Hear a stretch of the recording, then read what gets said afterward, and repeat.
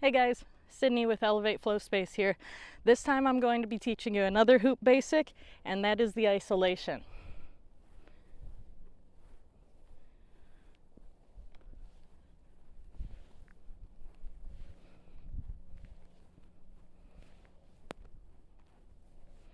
Cool.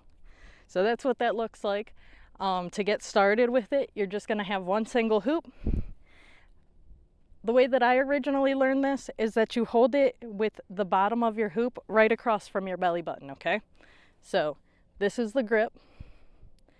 You've got your thumb out there, holding it on the top like this, knuckles forward.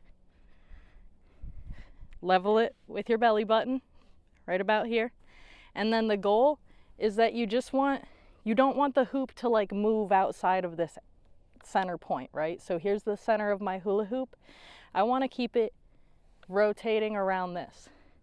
And if you've ever driven a car before, what that feels like is like turning a steering wheel, right? So if you were holding a steering wheel, you'd just hold it like this.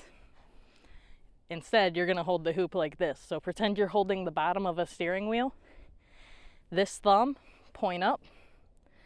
Let's just get used to this motion first, because there's a little bit of range here with your shoulder. If you don't usually use this, it might feel a little awkward. Your shoulder might not even want to like go into a full circle yet. So if your circle looks a little wobbly, not the hoop, but like the isolation motion itself, it could just be that this needs some stretching and needs some practice. So keep at it no matter what, because it can be frustrating at first.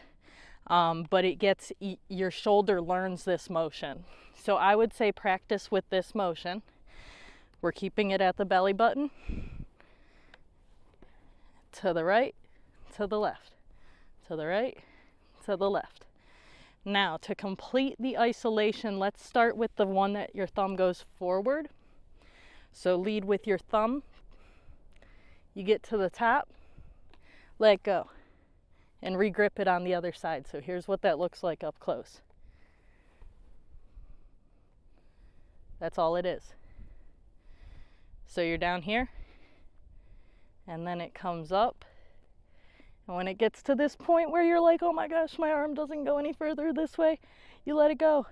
And then you just flip your hand over and grab it again and bring it back down.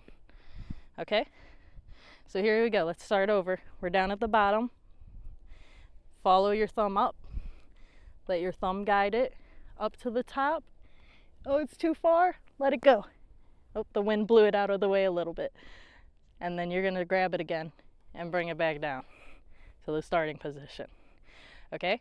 So let's do that the other way now, where the thumb's not leading. So this time the back of your hand is going to lead the motion. And then it presents some cool things, like you can start doing like this and reversing it. So you're down here, you still want it level with your belly button. You're going to let your back of your hand lead this time.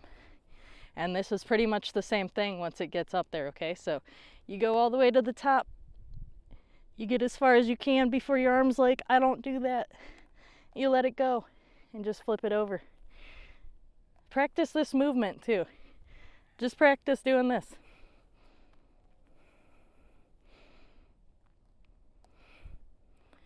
And then once you're back here, you just bring it back down. So that's it.